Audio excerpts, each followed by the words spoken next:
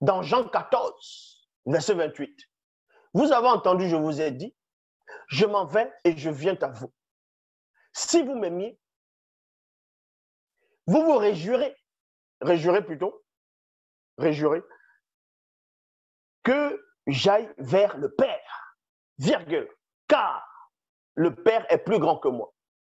Maintenant, les tétards vont dire, oui, mais il dit le Père est plus grand que moi parce que lui, il est dans la chair. C'est un homme qui meurt, dont le Père qui est toujours lui est plus grand que celui,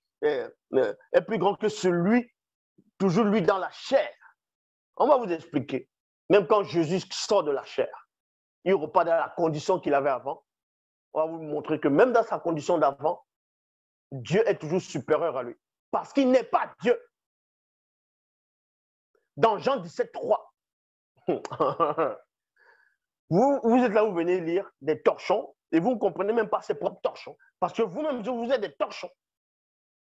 Dans Jean 17, 3, on appelle ça la prière sacerdotale, donc la prière de la sacrificature. Il est dit ici, la vie éternelle, c'est qu'ils te connaissent, toi, le Dieu unique et vrai, virgule. Et celui que tu as envoyé, virgule, Jésus-Christ, Jésus le Christ. Ça veut dire quoi? On ne dit pas ici que Jésus-Christ est le Dieu unique, mais c'est Jésus-Christ, Jésus lui-même qui sort de sa propre bouche, qu'il n'y a qu'un seul Dieu unique, un seul vrai Dieu unique. Et le mot unique veut dire quoi? Vous tapez définition le mot unique, qui est un seul, n'est pas accompagné par d'autres du même genre. Dans Jean 17, 5, il est dit, écoutez attentivement, ça c'est un passage que vous allez faire la théologie, vous allez faire les études bibliques pendant 30 ans, 40, 60 ans, vous n'allez pas comprendre ce que ce verset veut dire ici. Dans Jean 17, 5. Et pourtant, c'est un verset facile que je vous explique facilement là maintenant. Dans Jean 17, 5, il est dit, Jean 17, 5, et maintenant, virgule, toi, virgule, Père, virgule, glorifie-moi auprès de toi même en m'accordant cette gloire que j'avais auprès de toi avant que le monde fût créé.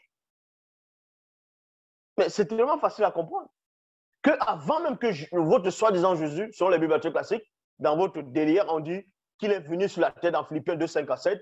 Ça, c'est facile à comprendre, ça. Qui s'est dépouillé lui-même, en prenant une forme de serviteur, en devenant semblable aux hommes, et ainsi de suite. Bref.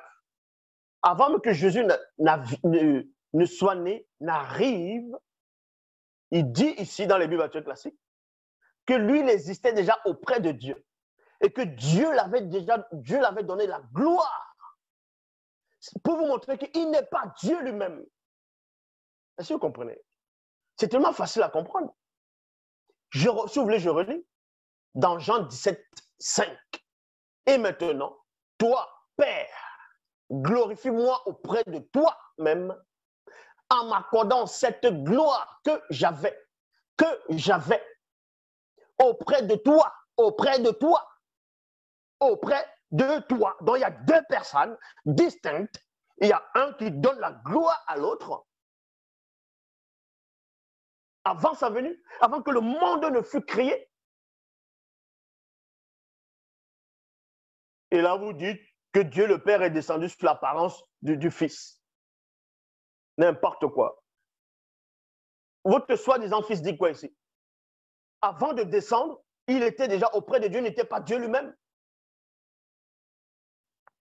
Il n'était pas Dieu lui-même. Il était auprès, et le Dieu unique dans Jean 17, 3, lui avait déjà donné la gloire. Maintenant, vous allez lire dans Philippiens 2, 59, ayez en vous les sentiments qui étaient en Jésus-Christ, lequel existant en forme de Dieu. Il n'a point regardé comme il pourrait arracher d'être égal à Dieu, mais s'est dépouillé lui-même en prenant forme de serviteur en devenant semblable aux hommes, ayant paru comme un simple homme. Ça veut dire quoi? Lequel existe en forme de Dieu. Les anges existent en forme de Dieu, vu que les anges sont des dieux. C'est si simple à comprendre. Vu que la parole de Dieu est en eux, donc ils deviennent des petits dieux, mais pas Dieu en tant que l'égal de Dieu lui-même.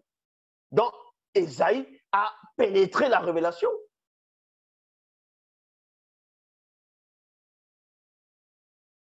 N'est-il pas écrit dans le livre des Hébreux que Jésus, on l'a mis au-dessus de ses égaux?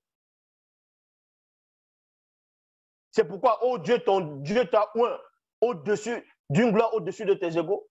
Ça veut dire quoi?